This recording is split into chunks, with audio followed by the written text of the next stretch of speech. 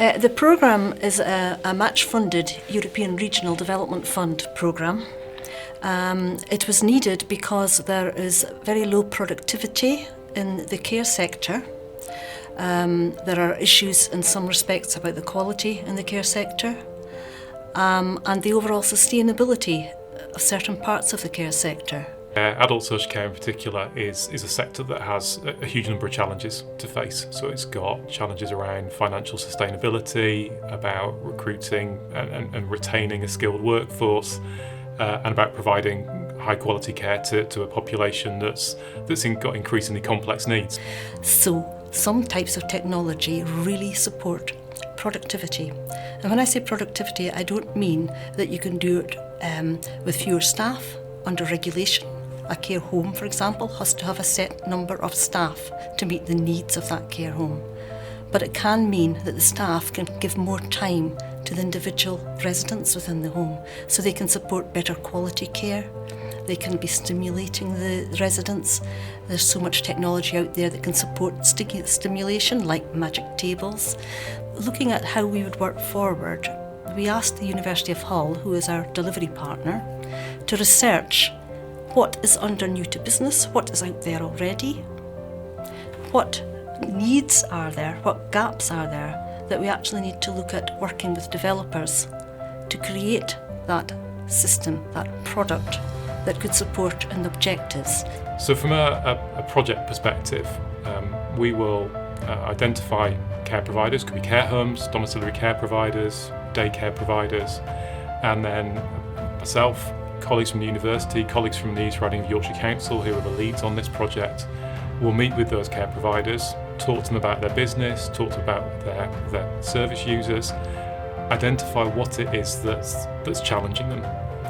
And that could be workforce, it could be finances, it could be infrastructure, it could be a lack of technology available to their workforce. And then we'll offer them the opportunity to talk about their needs and to talk about what they think will make things better. We knew investment was needed in the social care sector, and we were able to get the agreement that we would apply to the ERDF for research and innovation funding for the social care sector. So that's really how it came about. And it came about through the TAP team advising us of that call.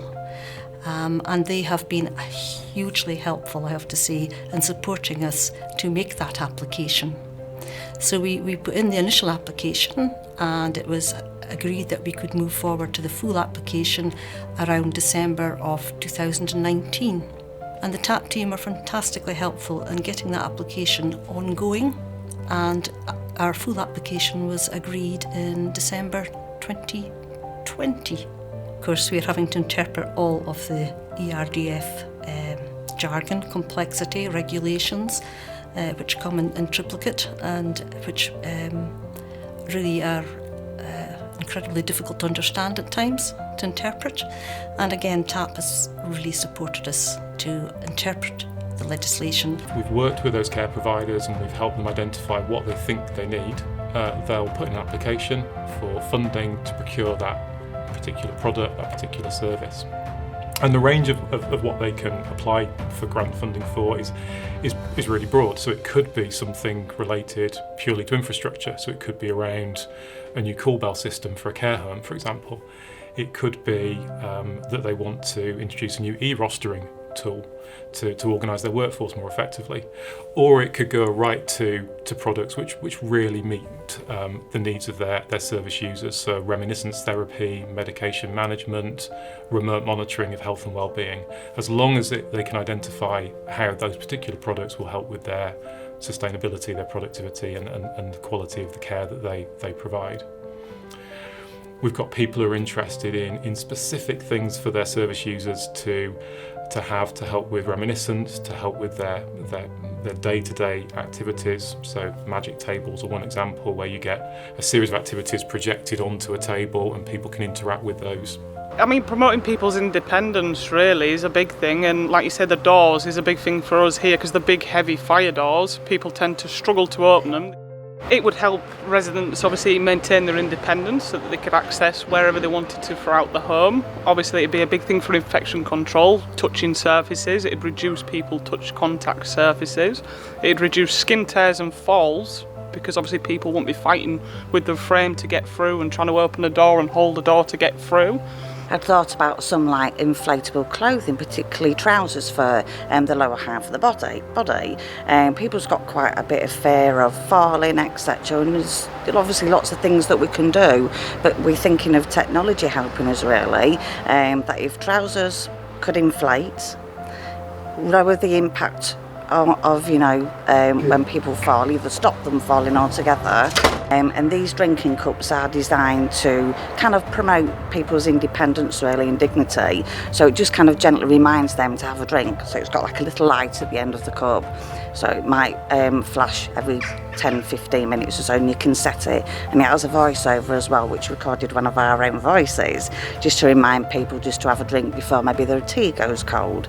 So we have actually got two in place, and we've seen a 50% increase in fluid intake in these particular residents, which is fantastic. When you're introducing technologies into adult social care, it needs to be led by the needs of that organisation. There's no point just trying to buy the shiniest new app or the shiniest new piece of equipment and then trying to implement it. You have to identify what it is that you need and what it is you're trying to achieve, and then looking for the right technology for the right place at the right time. We will have, as a minimum, 74 of our care providers with technology that will support them to be more sustainable going forward, to support them to give better quality to their people that they support, which will support the families to know that their loved one is well cared for.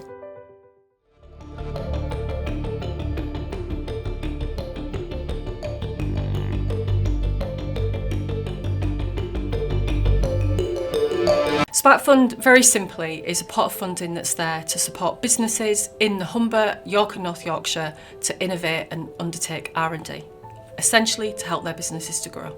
We work with each business on an individual basis, so it's whatever innovation they need to do, rather than it being a sort of formulaic, predefined thing. Every single project that we've supported in Spark Fund is different.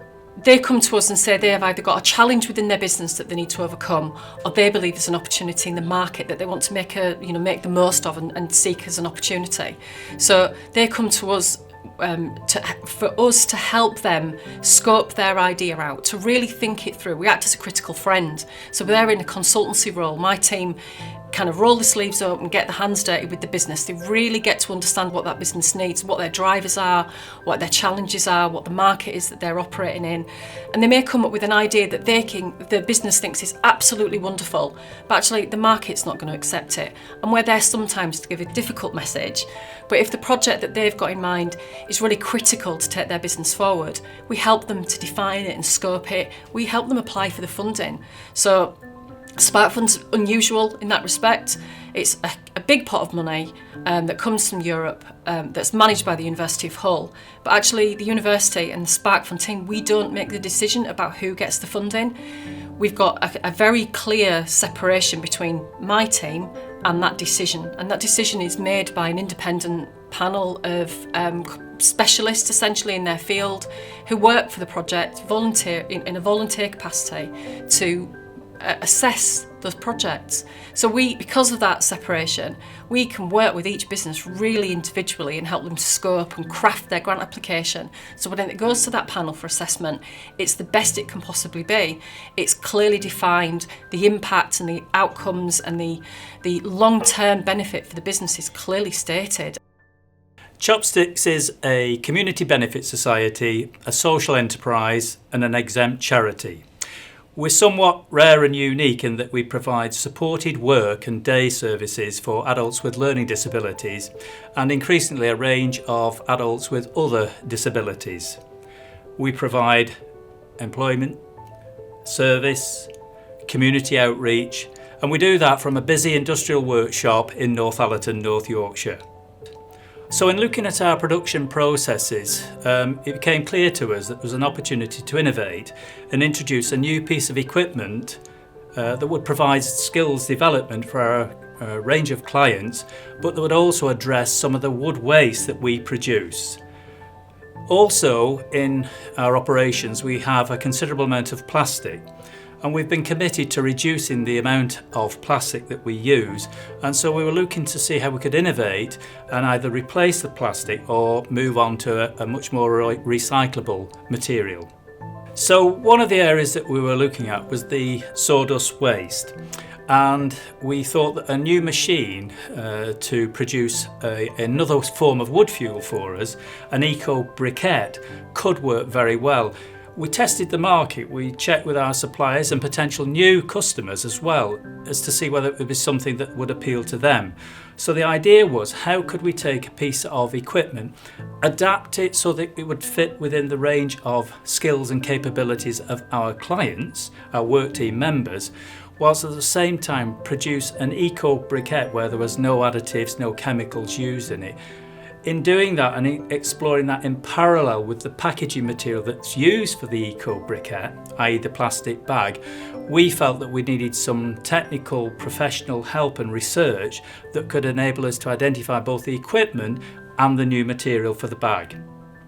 I have to say that the support from the team was particularly effective because they wanted to get to know us. They took interest in us, they took interest in our client, they took interest in what we were doing as a form of supported employment. So they really seemed to understand the whole process, from taking someone in as a new client through to developing their skills and as developing a new product.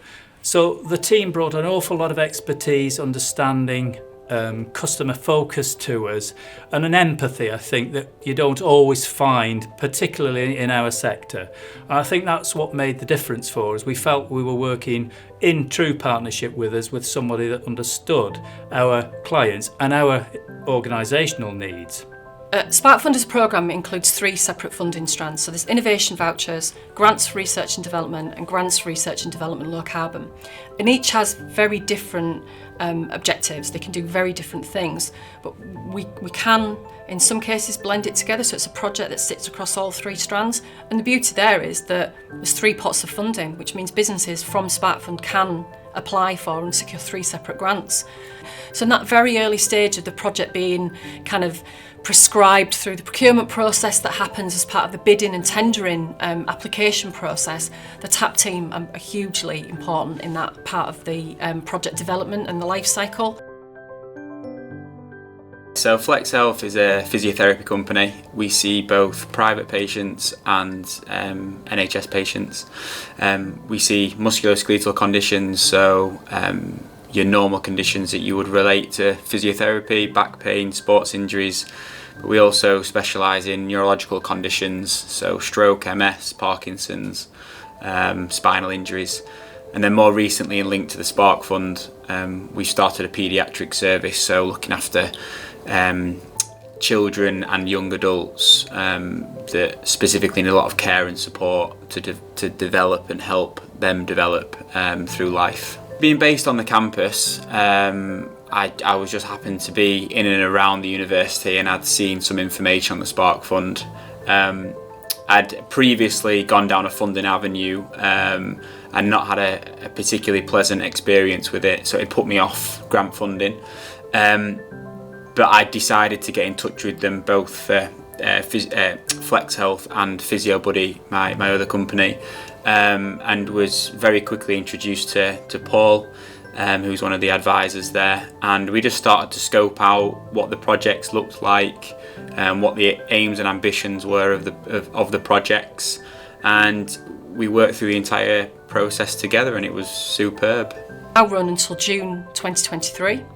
It's gone from having an overall project value of just under 10 million to having an overall project value of just over 18 million. So it's a significant level of funding into the region, and the vast majority of that funding goes out to businesses as grants. And because we're set up and we've got the team established, any additional money that comes in just goes straight through to the grants pot, essentially, because there's no additional cost. So that's great, and we're certainly seeing, now that the clarifications there around the impact of Brexit, and businesses are starting to see us coming out of the pandemic, and we're there and we're primed and we've got the time, we've got the confidence to say to companies, we can still support your project. We've got enough time to scope it, to do it the way that we would ordinarily work, get it through the grant application process and support them through the next stage of the project, because critically, Spark Fund just doesn't give the grant and then say thanks very much, let us know when you want your money. We support them for the full life cycle.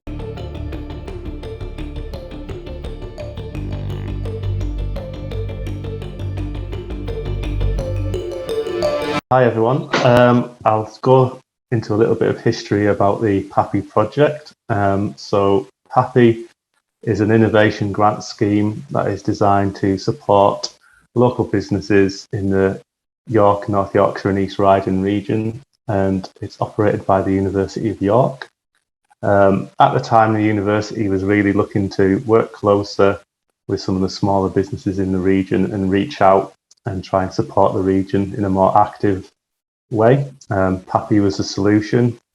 We offer innovation grants of up to £20,000 to help businesses create new products. The grant itself, it's used as to pay for capital equipment, which is really at the end of the innovation process when a business is looking to bring their new product into production. So the ERDF funding that we've accessed arrived several years ago.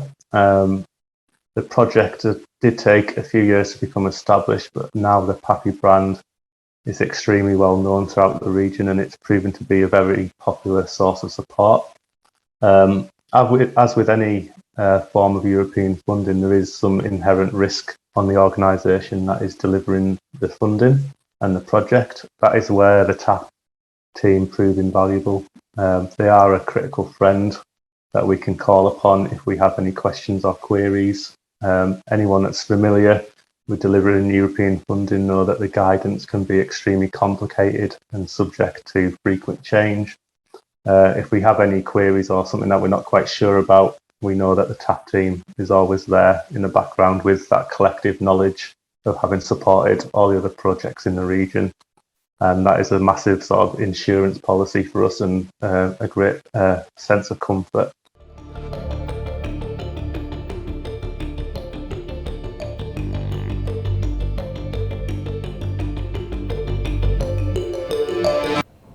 So the Biorenewables Development Centre and BioVale have 4 projects. They're the Bioeconomy Growth Programme, the Anaerobic Digestion Circular Economy Project and the Bio-Based Business Park project. So there are 4 projects there that we've been awarded to look at the bioeconomy, so looking at helping businesses in the local region, SMEs that are working with renewable materials. They are animals, plants, microbes, things that are renewable and that can be used to make bio-based products or processes. Bio is anything that can be renewable, so we've got we're moving away from fossil fuels, which are obviously will eventually come to an end. We want to be more sustainable, so we're looking at things like animals, plants and microbes that are constantly renewing themselves, and we can use those to develop new products or new processes for people working in the bioeconomy space. The Biorenewables Development Centre, we've got state-of-the-art biorefining equipment. We've got experts there that can help SMEs turn their waste into new bio-based products or processes. So we really help companies to scale up their ideas or their innovations. The Biorenewables Development Centre is home to the BioVale Innovation Cluster. So this is a cluster network that really helps build partnerships with SMEs, with businesses in the region, in the bioeconomy sector. We can help put businesses in contact with each other, build collaborations and networking. So really to first start those initial conversations with other people in the same sector in the region. We've got over 35 specialists at the centre. We can help you with the lab scale work, scaling up, but we can also help with other support services, so we can do desk-based research, project management, so other things to really get your project or your business started. So through the funding that we've received and support from the TAP team, we're really able to help local SMEs become greener and more sustainable with their businesses. This has an impact on the wider greener economy, making a better future for us all.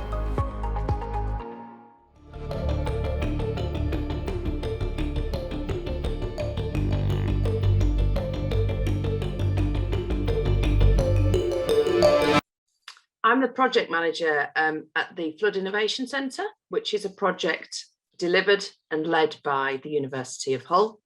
specifically by the Energy and Environment Institute, which is exactly as it would seem, as it says on the tin.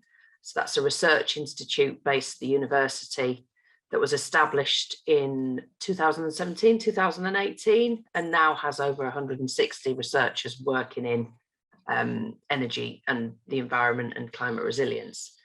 So the project that we work on, the Flood Innovation Centre, is all about trying to harness and develop that knowledge base that the university has within that institute and across the wider university, and help local businesses, so local SMEs, to develop and innovate products and services within the flood resilience sector.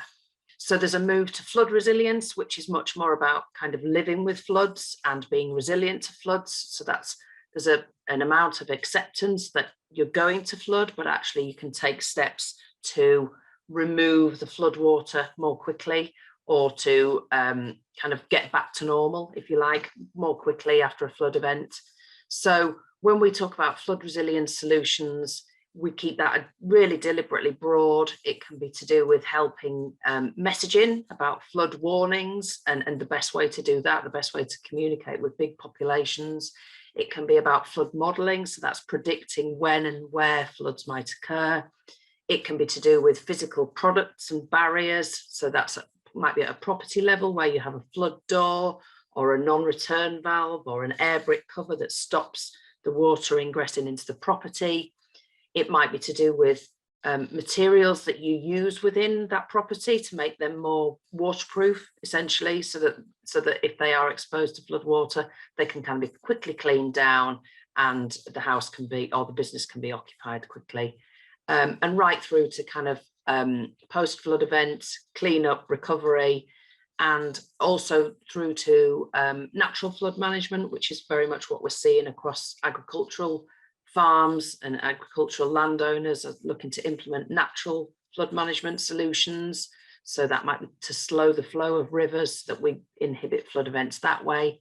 And also we're looking at sustainable drainage and helping businesses and construction firms to deliver sustainable drainage solutions. So that's all around replacing our kind of grey infrastructure within our cities with green infrastructure, so that you get a better soak away of water and less water runoff on the hard surfaces. The university attended one of the TAP calls launches, which were always excellent. They're, TAP are very, very good at promoting the opportunities that exist within ESIF. So not only do they do the support with applying for the funding, which I'll come to in a second, but there's obviously the initial promotion and making sure that the university is well aware of the opportunities that exist. So there was, as I say, the call came out in September 2017 with a closing date of November 2017. So we responded to that. We're quite fortunate at the university because the TAP team has a permanent resource within the university. So we have a dedicated TA team at the university who are specialists in HE, ERDF and ESF grants. So obviously those people are available to help anybody outside of the university and inside of the university and other universities, but we can take advantage of them, working with them closely to work up our applications.